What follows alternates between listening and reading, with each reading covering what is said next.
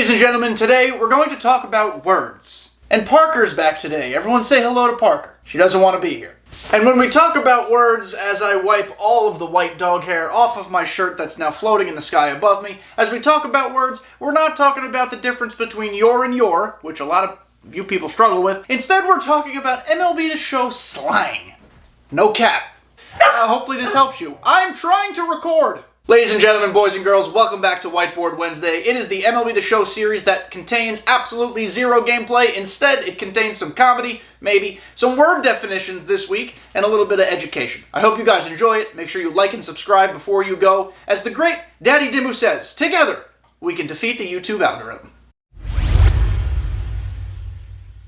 The first word we're going to define here is the word glitchy. A glitch in this instance is not a glitch in the Matrix. It doesn't necessarily mean a bug, though I guess it kind of can in some instances. But when we're talking about people in the MLB The Show community using the word glitchy, it's to talk about players, specifically hitters who play so far above their lesser attributes that there's no other way to describe them as being good other than saying there must be a glitch. Adalberto Mondesi cards, specifically his live series one, but I guess realistically any of them, is the '1 hitter that comes to mind when we use the word glitchy. Because even for a card that has zero pop and has a weird kind of short, dippy, funny, slappy swing, he is almost everybody's favorite BR card. He hits just an unfathomable amount of nukes, and I don't understand. Because when you look at his card, most of the time, it's really not that good. So what's the explanation?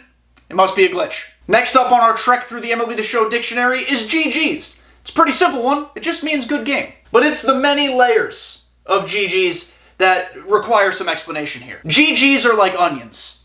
Just like ogres. They have many layers. That's a terrible Shrek joke. Really, the only major thing to talk about here, if we're being honest, is just that GG's is very often used ironically. Sometimes you'll see trolls go into Twitch streamers' chats after a game in which they were especially trolly and drop a GG in there. It's really just their way of acknowledging the fact that he was in the streamer's stream and that he wants the streamer to acknowledge his or her existence. And honestly, it's very trolly. But GG's, if used correctly, is simply to say good game. I implore you to use it when you actually mean it, and just to kind of create some camaraderie in the community. Good game. Dot is not a term exclusive to MLB The Show. It is a baseball word. Pitchers use it. A dot is simply a called strike, and not any old run-of-the-mill called strike. It is one that has painted the black. It has dotted the corner. It is as if a pinpoint placed it in the absolute perfect spot. There are also something called accidental dots, which is when you absolutely ruin your pinpoint, and the ball still goes exactly where you asked it to. Also, when the pitches warp for some very, very strange reason, and again, they land in perfect spots. Or, my favorite, you pick a pitch, think you picked a different pitch, trace the pinpoint 100% incorrectly, and for some reason, Ramon blesses you with a planted strike three. The word cracked is good. Even though cracked things are bad, cracked is good. Cracked is used to describe two things. Either a card that is absolutely juiced and insane, like 99 milestone cycle card Ellie De La Cruz, that card is 100% cracked, one of the best cards in the game. Or it can be used to describe an opponent. Magunsky is cracked. Chev is cracked. World Series and Legend players sometimes are cracked. I'm not one of them, I'm not cracked, but sometimes they are. Cracked is just anybody who's hitting the piss out of the ball and you can't stop them. My dad always said that it's better to be pissed off than pissed on, but not an MLB The Show. Baseballs want to be pissed on. Some of you out there might want to too. We're not going to go into fetishes today. Everyone's welcome here, no judgments. But baseballs, they don't have any kinky things going on. They just want to be hit hard. When someone says a ball was pissed on, it means they hit the shit out of it. It means it was 100 plus off the bat, a screamer, probably took the pitcher's head off or came damn close. A pissed on is a good thing. And I'm just going to move on because we're opening the door here to some very dangerous situations. Float is kind of another word for hang. I wouldn't say they're a one-to-one, but they're pretty similar. When a pitch, let's say a changeup, for instance, floats, it means even though you tried to spot it just below the zone, or maybe even in the bottom corner, it just continues its way into the strike zone and never seems to fall off the table. It just kind of stays there. A pitch that floats, or pitches that float, have been a problem in SDS's world for a few years. Sometimes it's input-based, sometimes it's bad connection, sometimes pinpoint's broken, but every year there seem to be instances in which changeups float, curveballs hang/float, breaking pitches, sliders usually, they kind of float over the middle of the plate. Sometimes it's user error, a lot of the times it's not, but when you hear somebody say float, That's what they're talking about. Warping has to do with two things. It has to do with pitching, and it has to do with defenders. When a pitch warps, it's when you put in damn near perfect input on pinpoint, you think it's going just for the right perfect spot, it looks like it, it's like a heat-seeking missile, and then all of a sudden, whoosh, it's over here. Or all of a sudden we're going down the plate, and then whoop, it's going up in the right corner.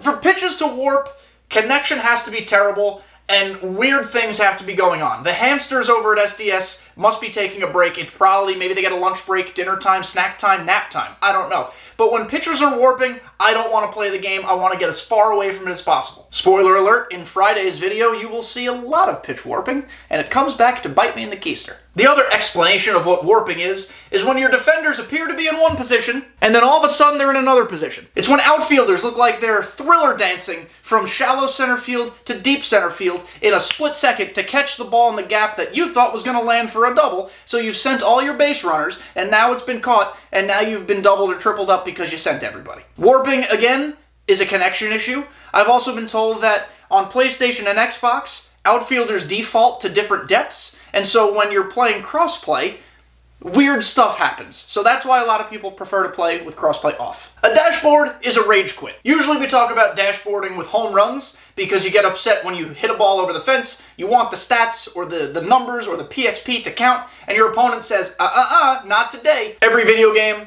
especially when it's online head-to-head, has some sort of dashboarding. It's unfortunate that SDS has yet to figure out how to make certain stats count for things despite the dashboard. I don't know why that's the case. I'm not a computer or game programmer. I think it should be pretty simple, but again, I don't really know anything. As far as dashboarding goes, though, don't do it when there's a ball in the air or a play is developing. Let the play finish, and then if you'd like to quit, by all means quit.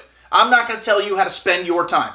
But just for the sake of fairness and being a competitor, at least let the stuff count first. A no touchy is when a ball goes over the fence for a home run, and your PCI is not remotely close to it. This happens a lot, a ton, too often, at high elevation stadiums, at Costco, at Shield Woods, at Capitol Lang, at Laughing Mountain, and to some extent Coors Field. All you have to do is queef on the ball. If your swing timing is close to good, and your PCI is kind of in the same area code, you're going to hit the ball very hard, very far over the fence. And if you hit a no touchy, that's okay. Just know your opponent's going to be very mad, and that he or she also probably deserves a no touchy at some point during the game to make it fair. When I was growing up, the only grinding I was doing was in Tony Hawk Pro Skater 2 and the entire Tony Hawk series, which remains probably one of the greatest franchises of all time. But when I got MLB The Show for the first time, specifically got into Diamond Dynasty for the first time, I learned the true definition of grinding, which is you'll never see grass again, you'll never see friends and family again, and you're going to miss out on a lot of important events because you have to grind the Father's Day program